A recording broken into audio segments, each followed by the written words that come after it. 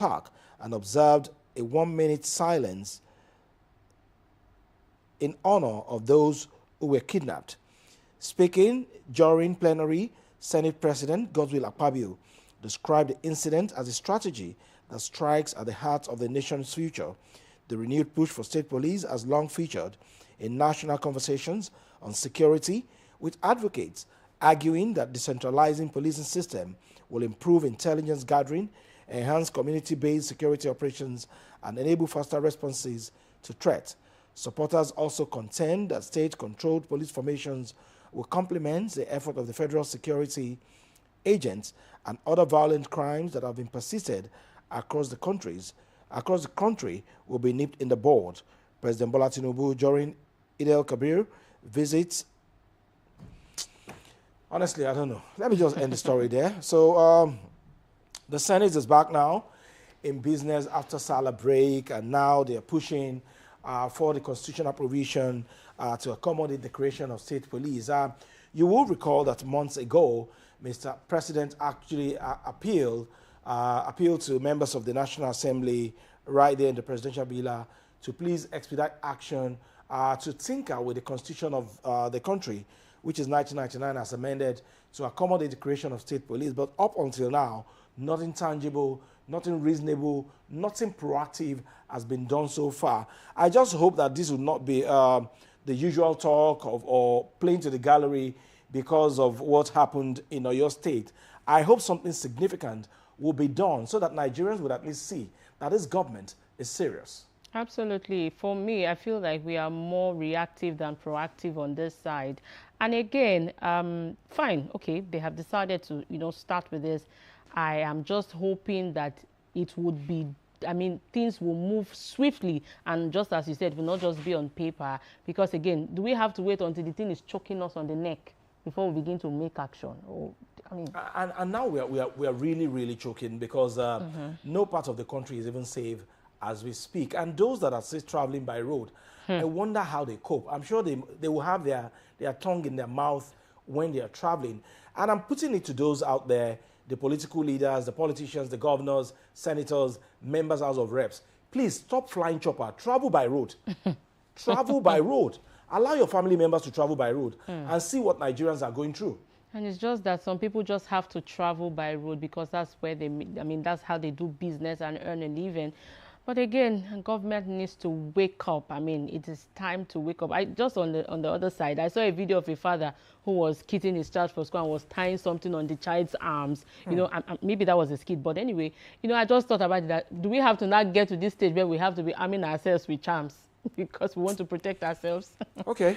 So as a follow-up to the insecurity problem in Nigeria, this is another news point, rather, still on insecurity in the country.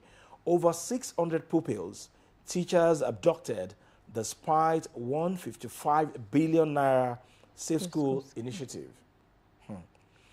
No fewer than 603 students and teachers have been kidnapped in 7 mass abductions across schools in Nigeria between 2024 and May 2026 under President Bola Tinubu, as poor implementation of the 145 billion Safe School initiative exposes pupils to armed attacks. The repeated attacks have raised questions over the effectiveness of the school safety program. Introduced after 2024 Chibok girls' abduction, with stakeholders blaming weak implementation, lack of infrastructure, and poor security presence in many schools. The development has triggered renewed concerns over the safety of learning environments across the country. A media tally of reported incidents across Kaduna, Sokoto, Kebbi State, Niger, Kogi, and Oyo State now show that victims were abducted in coordinated school raids by armed groups, with stakeholders warning that the crisis reflects the weakening implementation of school protection policies. The figure, which covers only major mass abductions, may be higher if isolated incidents involving primary, secondary, and tertiary institutions are included. In March 7, 2024 attack on LEA Primary and Secondary School in Kuriga, Chinkun local government area of Kaduna State, 137 school children were abducted by armed men on motorcycles, according to the official figures later verified by authorities. 2 days later, on March 9, 2024, gunmen stormed Shangaya School in Gindam Bankuso Gada local government area of Sokoto State, abducting 15 students, bringing the early 2024 total to 152 victims. On November 17, 2025, gunmen abducted 25 school girls from Maga Comprehensive Girls Secondary School in Kebbi State. 4 days later, on November 21st, 2025, St. Mary's Catholic School in Papari, Niger State, was attacked with 303 students and 12 teachers abducted, though authorities later said they were rescued in coordinated operations. In Kogi State, on April 26, 2026, armed men abducted 23 pupils from Daratu Kijab Islamic Orphanage and School in Zaria Lokoja alongside the proprietor's wife. On May 17, 2026, 42 students were abducted after suspected Boko Haram fighters invaded a local government in Borno State. Earlier on May 15, 2026, armed men also attacked 3 schools in Orire local government area of Oyo State, abducting 39 students and 7 teachers for a total victim of 46. In 2023, the national coordinator of the State School Initiative under the Federal Ministry of Finance, Budget and National Planning, Alima Ilia, disclosed that the project was expected to begin in 18 states, covering at least 48 schools in each state. These figures are frightening. They are frightening, and then it's becoming a recurring decima rather in our country, wherein people are kidnapped today in one school, in one state, in one local government, in one particular location, at a particular time, and then before you will say, oh, government is coming out to rescue these people, another one has happened. So I really do not know where to turn at this particular time, and how parents and, of course, students will be confident enough to even go to school and, of course, have the peace of mind to learn or comprehend what their teachers are teaching them. And I'm even sure that even when the teachers are facing the blackboards or the interactive board, so to say, like we have in private schools, I'm sure they will be looking back and forth to see if they are not going to be kidnapped at the end of the day. So what essentially is the essence of government, the welfare and security of the people. And failure is failure. We cannot deodorize it. We cannot be cosmetic with it. This government is not giving Nigerians the assurance that it is ready to fulfill its constitutional role of their welfare, of their security, of their well-being. I can't imagine the level of teaching and learning that will be going on in these classrooms, because again, if a teacher is not safe, I mean, how does she want to effectively teach? And if the children don't feel safe as well, how do they want to effectively learn what they are being taught in the classrooms? And again, it goes back to what we said when we took the first report. It is the constitutional rights that the government takes care of the people. And like I said, if the government has been sleeping, it's time for them to wake up. Because again, it's getting to that stage where we are becoming numb when we hear stories like this. Oh, so students were kidnapped. Hey, yeah. And because now it's beginning to come home, it's beginning to get close, and that's why we are waking up. May God not let us see trouble. Joy, if we don't want to see trouble, let us do something to avoid trouble. By praying, by saying, God forbid, that is not going to solve our problem. Now, We have elected governors as chief security officers of their state. We have president, we have vice president, we have members of the National Assembly. How worried are they? What are they doing to actually address some of the security challenges facing the country? Hardly can you read any newspaper in a day without seeing the stories of kidnapping, killings here and there. But again, how many of these government officials' children are in these schools? So that was the main reason why I said they should start traveling by road. They should stop flying chopper. Because if indeed you believe that you are the chief security officers of our state, as governors, as members of the National Assembly, then go through what the people are going through. Maybe you are there to serve them. Go through their pains, wear their shoes, and see where it is pinching them. And political parties, they are busy campaigning, they are busy with politics. Only if they understand that they would not, because they are not feeling it. They can't now, because again, the only person that is feeling it now is the former Minister of Power. Because it has touched home. It is well. It is well. Okay, over here in Lagos, Lagos moves arrested underage beggars to shelters. Underage children arrested during recent anti-begging operations across Lagos State have been transferred to government-run homes and shelters where they will receive care, protection, and rehabilitation services. The Commissioner for the Environment and Water Resources, Tokunbo Wahab, disclosed the development hours after authorities apprehended 45 beggars, including adults and minors, during enforcement operations in Oshodi, Agege, and CMS.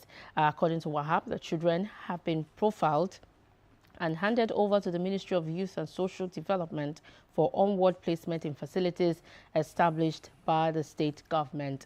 The arrest included 22 persons picked up in Oshodi and Agege, as well as 23 others comprising 14 adults and 9 children apprehended around the CMX axis. He says that the adult beggars arrested during the exercise were handed over to relevant authorities for further action in line with existing laws and government policies. I mean, if you go through that report, you'll be able to see the breakdown of the activities that have been done in that agency. The thing is, Lagos, it's not business as usual in Lagos. And for the minors that were picked up, they have been taken to government-run homes. They have profiled them. But the adults, according to the report, by the Constitution, the needful will be done concerning them. But in Lagos, again, there are also reports about people that were arrested for open defecation and all. Why are people still defecating outside? You know, what you have raised now brings Fela's music back into my mind. Animal in human skin. That is what I would call those who are defecating in the public, despite the investment of the Lagos State government in public toilets. And then you raised something very vital the other time about the connection between our well-being and our environment. It is not business as usual. Like Joe rightly said, Lagos is not a banana republic where you can do anyhow. There are laws in place, there are regulations in place guiding the affairs of Lagos State. So if you are one of those who are not willing to comply with the laws and rules and regulations of Lagos State when it comes to the protection of our environment, then you can as well find somewhere else to go and live. Because there's a very strong connection between our health, our environment, and it is give and take. Whatever you give to your environment, it is what your environment will give back to you. So I don't think the Honorable Commissioner for Environment and Water Resources has done anything out of the confines of the law. There are regulations, there are laws in place that there will be no street trading or begging on the street of Lagos or open defecation. And some people have chosen to be on the wrong side rather, of the law. And so if you do anyhow, you see anyhow. Now they have seen anyhow. I'm sure they are cooling off somewhere. Oh, yeah. Minus the minor who have been taken care of by the government. Okay, so that's the news point.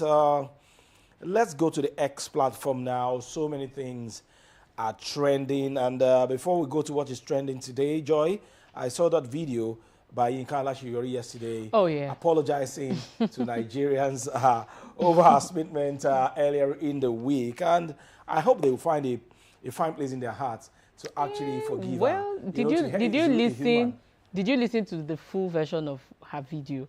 But you know, again, bloggers can twist things. They can edit. Yeah, but again, it came off as insensitive. And so many people have the opinion that maybe she shouldn't have said anything. She have just kept quiet. Just keep quiet. She has and apologized. For Nigeria.